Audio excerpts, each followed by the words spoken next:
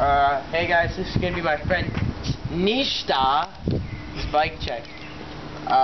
He has a Haro 350.2. We're gonna start from the front and go back. He has Haro stock grips, and he has Haro stock handlebars. They're steel. He has the Haro stock what do they call stem. He has a Haro gyro system, and he has a Haro stock fork with the chromoly steer tube. He has a stock peg, an alienation rim with Odyssey Aiken tires.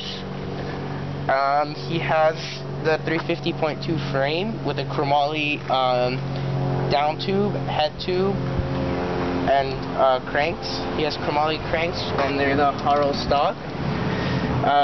He has the Haro stock seat. It's an all-in-one seat, and he has Tektro brakes and Tektro lever. He has Haro PC pedals, and he has a KMC chain with a Haro sprocket. He has a stock Haro peg, and he has a alienation black sheep rim and Odyssey Aiken tire.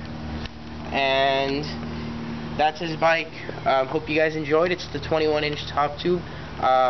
Thanks for watching. Please subscribe.